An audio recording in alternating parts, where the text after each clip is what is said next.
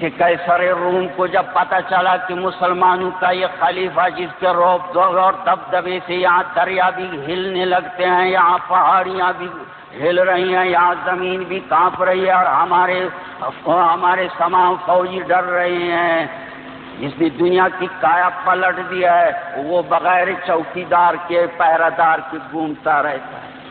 تو ایک آدمی کو، بہادر کو، جس کی بہادری کے ڈنک چار دانگ عالم بج رہے تھے، اس کو بڑا انعام دے کر وعدہ کیا کہ بھائی جاؤ تلوار لے کر مدینہ جاؤ، مسلمان بن جاؤ، وہاں دیکھو امیر المومنین کا جو کبھی جنگل میں اکیلے سنے، جا کر جب اکیلے مل جا قتل کر دو، پھر آؤ بڑا انعام دوں گا۔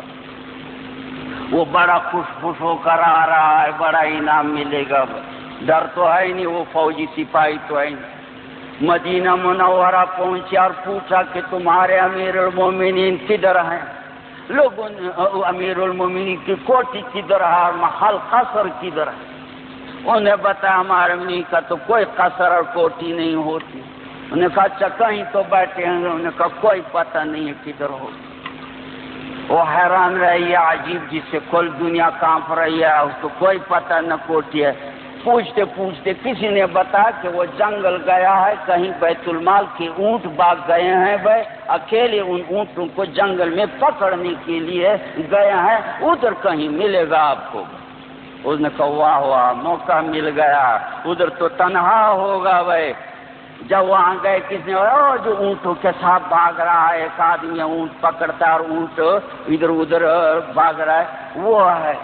انہوں نے کہا بہت اچھا۔ وہ ایک درخت پر چڑھ گیا اور کہا کہ یہ اونٹ پکڑ لے گا، کہیں بیٹھے گا یا کہیں گزرے گا، میں قتل کروں گا۔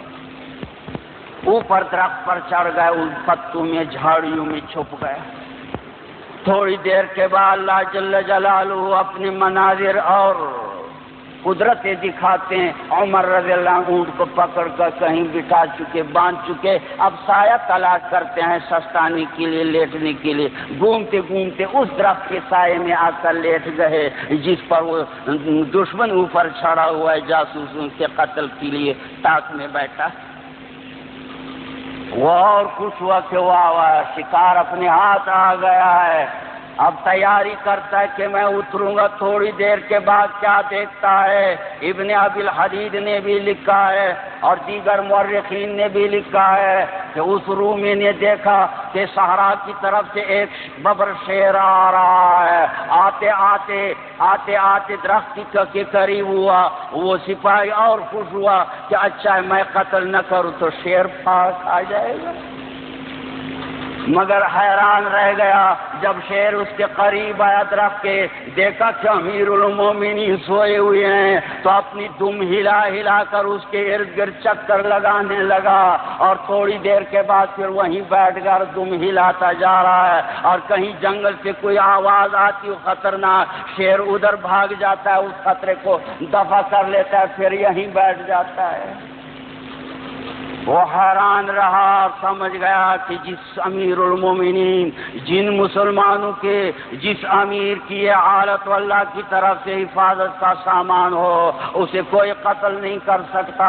اور جب حضرت عمر رضی اللہ عنہ بیدار ہو گئے تو شیر چلا گیا، وہ اوپر سے نیچے اتر گیا۔ حضرت عمر رضی اللہ عنہ حیران ہے کیا بات ہے، وہ اس کے پاؤں پر پڑا اور کہا اشہد ان لا الہ الا اللہ واشہد ان محمد رسول اللہ، اور مسلمان ہو گئے۔ اور سارا قصہ سنا ہے کہ میں تو آپ کے قتل کے لیے آیا، مگر یہ حالت دیکھ کر اب آج میں مسلمان ہو رہا ہوں۔ خدا